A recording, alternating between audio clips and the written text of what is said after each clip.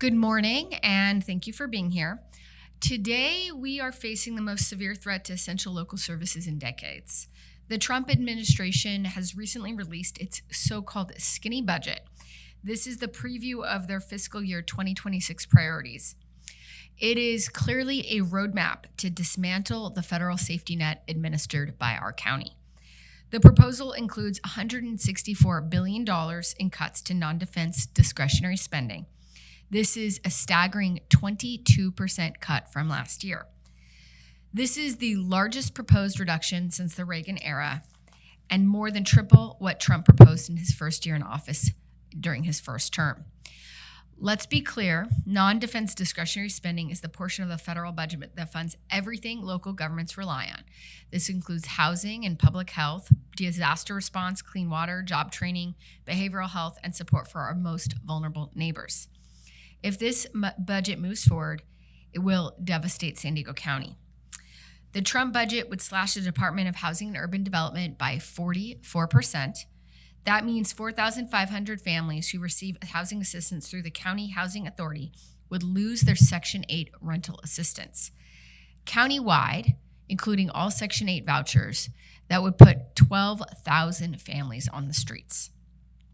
That's because the housing vouchers provided by San Diego County, the San Diego Housing Commission, and other smaller housing authorities are all reliant on federal funding. These Section 8 vouchers provide a lifeline to struggling families who are one step away from homelessness.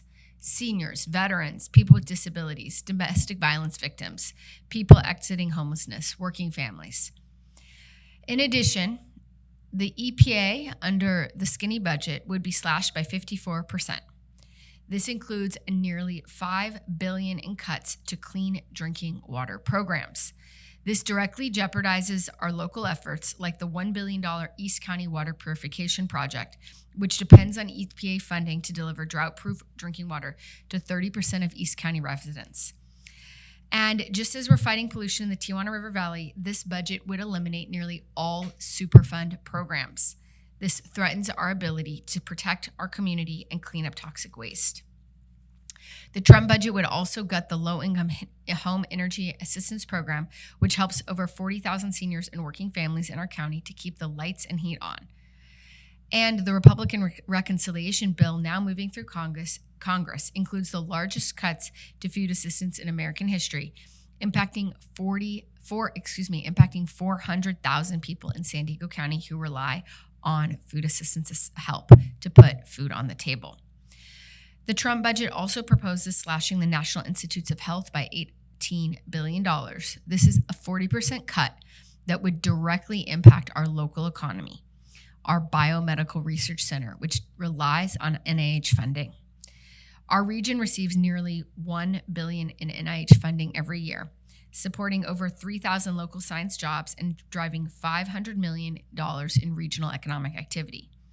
So these cuts now on the table would not only gut life-saving research, but would also cost San Diego County jobs, innovation, and future medical breakthroughs.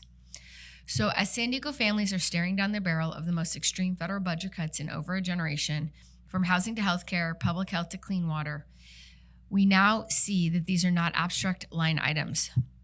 We pay, as a community, billions of dollars in federal taxes every year, with the expectation that these dollars will come back to our neighborhoods to fund essential services.